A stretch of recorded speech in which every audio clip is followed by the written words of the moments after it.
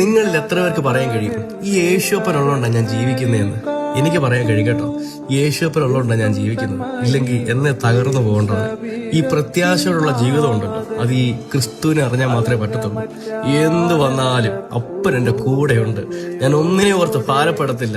എൻ്റെ അപ്പൻ എന്നെ നടത്തും, എൻ്റെ അപ്പൻ എന്നെ നയിക്കും. എന്നെക്കാൾ മുമ്പേ എൻ്റെ ദൈവം അവിടെ ഇറങ്ങും എന്നുള്ളൊരു വിശ്വാസം ഉണ്ടല്ലോ, അതായി ക്രിസ്തുവിനെ അറിഞ്ഞുള്ള വിശ്വാസം. ആ ക്രിസ്തുവിനെ അറിഞ്ഞുള്ള പ്രത്യാശ അതെയാ. ഈ അപ്പനെ പകുതിക്ക് ഇട്ടേച്ച് പോകരുത് കേട്ടോ. കാരണം അങ്ങനെ ഇട്ടേച്ച് പോയാൽ ഈ ലോകത്തെ കീഴടക്കുവാനുള്ള ഒരു സ്നേഹമുണ്ട്. അതാ ദൈവത്തിൽ നിന്ന് നമുക്ക് കിട്ടുന്ന സ്നേഹം, അത് നമ്മളെ നഷ്ടമായി പോകും. അതുകൊണ്ട് അവസാനത്തോളം അവന് വേണ്ടി കാത്തിരിക്കണം. അവൻ നമുക്ക് വേണ്ടി വലിയ കാര്യങ്ങൾ പ്രവർത്തിക്കുന്നുണ്ട്. പക്ഷേ നമുക്ക് വെയിറ്റ് ചെയ്യാൻ മാത്രം പറ്റത്തില്ല. വെയിറ്റ് ചെയ്ത് നോക്കിക്കുക, വിശ്വാസത്തോടെ വെയിറ്റ് ചെയ്യണം. വിശ്വാസത്തോടെ ആ പ്രത്യാശയോടെ നിൽക്കുക.